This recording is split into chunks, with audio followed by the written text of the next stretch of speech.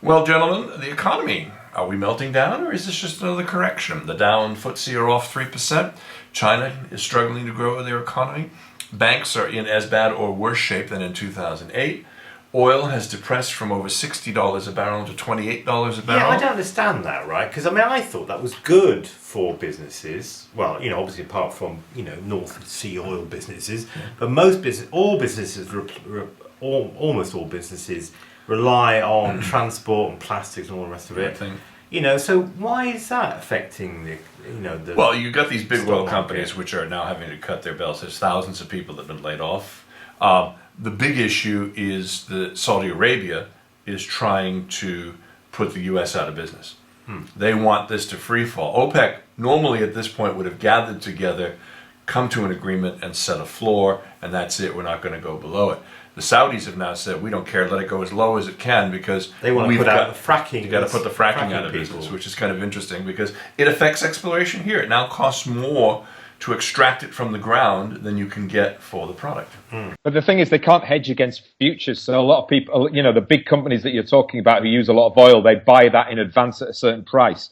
So when the oil price suddenly comes down, then they can be undercut. And like you say, there's an overproduction by OPEC, and they won't cut any of that down. I mean, even the gas and electric companies are cutting prices, which is pretty incredible, really. I mean, just on that question of whether it's a correction or a crash. I mean, if a bank goes down again and the CEO of the bank says to a government, bail us out, I mean, I think there could be carnage. Can you imagine asking the taxpayers a mere, 7-8 years after the last crash to bail out like RBS again? My God, I mean, that could have an effect. I mean, I don't think a lot of the things will put Jeremy Corbyn and Labour in the pole position, but for the next election. But if there was something like that, then they would be able to say, well, the last 7 years of austerity has just been total bullshit. Yeah, and it is really going to hurt people because he's done nothing for the banks. He's done nothing to rein the banks in. This is what Bernie's been talking about, for quite some time, is that, we've got all these banks that got all this money and all this support while the rest of us are suffering. So I can see a big issue and a bunch of people in politics saying, just let them fly, let them go. And I think that will happen. This slowdown in China, I mean, it's a mere 6.5% growth or something.